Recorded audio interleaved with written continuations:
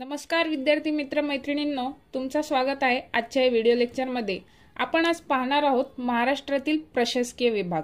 तर 1 मे 1960 रोजी जेव्हा महाराष्ट्राची स्थापना झाली तेव्हा महाराष्ट्रात 26 जिल्हे व 235 तालुके होते। महाराष्ट्राच्या प्रशासनाकरिता या 26 जिल्ह्यांची विभागणी 4 प्रशासकीय विभागात करण्यात आली आणि कट टू 2024 सध्या आपल्या महाराष्ट्र राज्यात 36 जिल्हे आणि 6 प्रशासकीय विभाग आहेत। हे 6 प्रशासकीय विभाग आपण मॅपवर तर दर्शविलेच आहे, पण क्षेत्रफळाच्या दृष्टीने या विभागांचे रँक हे आपल्याला माहिती असणे अत्यंत आवश्यक आहे। हे लक्षात ठेवायला आपल्याकडे एक ट्रिक आहे आणि ती ट्रिक आहे औशिक पुना अको। यामध्ये औ म्हणजे औरंगाबाद विभाग, ज्याला आपण सध्या छत्रपती संभाजीनगर विभाग म्हणून सुद्धा ओळखतो। शिक म्हणजे नाशिक विभाग, पु म्हणजे पुणे विभाग, ना म्हणजे नागपूर विभाग, अ म्हणजे अमरावती विभाग आणि को म्हणजे कोकण विभाग। तर ही ट्रिक लक्षात ठेवायला 2-3 वेळा तुम्ही रिपीट करा, औशिक पुना अको, औशिक पुना अको, औशिक पुना अको, म्हणजे तुम्हाला ही डोक्यामध्ये फिट होऊन जाईल। तर चला आता आपण या प्रशासकीय विभागांची आणखी माहिती पाहू। तर सर्वप्रथम सर्वात मोठा प्रशासकीय विभाग छत्रपती संभाजीनगर विभाग। छत्रपती संभाजीनगर विभागात एकूण 8 जिल्हे आणि 76 तालुके आहेत।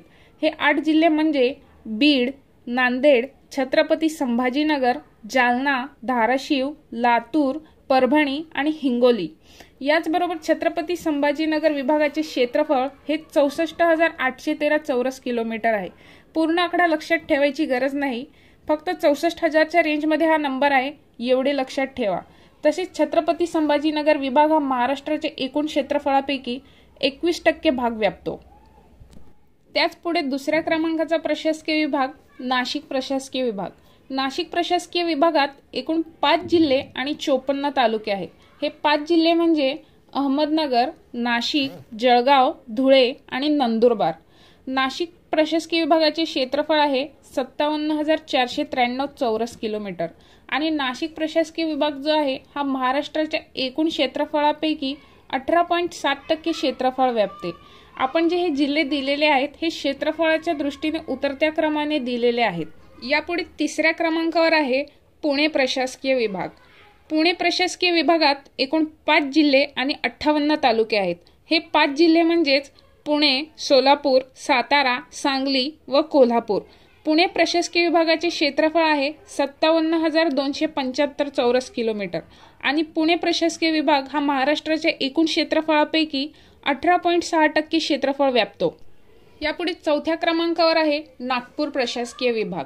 नागपूर प्रशासकीय विभागात एकूण 6 जिल्हे आणि 64 तालुके आहेत। हे 6 जिल्हे म्हणजेच गडचिरोली, चंद्रपूर, नागपूर, वर्धा, गोंदिया व भंडारा। नागपूर प्रशासकीय विभागाचे एकूण क्षेत्रफळ आहे 51,377 चौरस किलोमीटर आणि नागपूर प्रशासकीय विभाग जो आहे हा महाराष्ट्राच्या एकूण क्षेत्रफळापैकी 16.69% क्षेत्रफळ व्यापतो। नागपूर नंतर 5व्या क्रमांकावर आहे अमरावती प्रशासकीय विभाग। अमरावती प्रशासकीय विभागात एकूण 5 जिल्हे आणि 56 तालुके आहेत। हे 5 जिल्हे म्हणजेच यवतमाळ, अमरावती, बुलढाणा, अकोला व वाशिम।